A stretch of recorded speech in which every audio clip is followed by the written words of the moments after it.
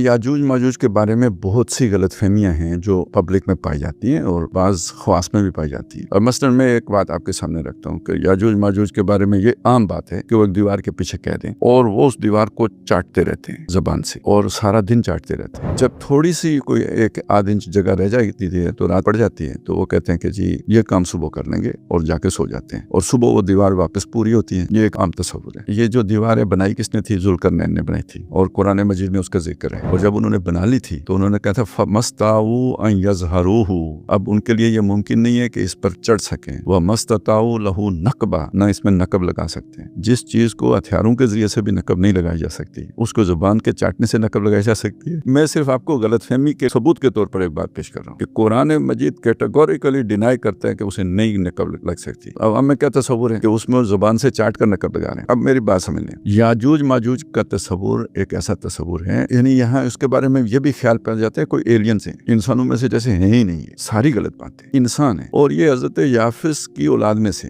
अगर किसी का नाम याफिस है तो याफसी हो गए। आगे जाके उनकी नस्ल में दो आदमी आते हैं जिनकी नस्ल है जिसे हम याजूज माजूज कहते हैं और अंग्रेजी में उसे गोग मैगोग कहते हैं। माहिरीन का ख्याल है वो ये है कि ये नॉर्डिक रेसिस है ना सारी यूरोप की, ये उसी गोग मैगोग की नस्ल में से है। अच्छा, इसी में जापानीज भी आते हैं, कोरियंस भी आते हैं, चाइनीज भी आते हैं और रशिया की बाज कौमें भी आती है। ये तीन बेटे थे हजरत नूह अलैहिस्सलाम के। अब एक बात यह है कि ये समझा गया कि ये गोग मैगोग या याजूज माजूज जो है एक गलतफहमी है कि हजरत ईसा अलैहिस्सलाम के बाद आएंगे। बाद भी आएंगे, लेकिन ये इस बात की नफी नहीं है कि उससे पहले नहीं आएंगे। इस वक्त जो यहूदी इसराइल में बैठे हुए हैं वो यहूदी और जो दुनिया में Christian white Anglo Saxon Protestants जो है ये इनकी नस्ल एक है। इन्हीं प्रोटेस्टेंट्स में आगे जाके एवेंजेलिक जो फिरका निकला है जिससे ये ट्रम्प ताल्लुक रखता है। नबी सल्लल्लाहु अलैहि वसल्लम अपने दौर में फरमा रहे हैं कि याजूज माजूज की दीवार में सुराख हो गया और उनके असरात दुनिया में पड़ने शुरू हो गए। हदीस मौजूद है कि याजूज माजूज निकल भी आएंगे, तुम हज और उम्रे भी करते रहोगे, खेती बाड़ी भी करते रहोगे। तो ये वो वाले याजूज माजूज की बात तो नहीं हो रही ना जो हजरत ईसा के बाद निकलेंगे। उसके बाद क्या करोगे? वो तो सबको हड़प करने वाली मखलूक आएगी, वो उनका आखिरी खुरूज होगा। और ये उससे पहले ये मुख्तलिफ खुरूज हैं जो दुनिया में है। अल्लामा इकबाल जैसी शख्सियत, जब वेस्ट का गलबा हुआ दुनिया के ऊपर तो इकबाल ने यह बात कही कि खुल गए याजूज व माजूज के लश्कर तमाम, चश्मे मुस्लिम देख ले तफसीरे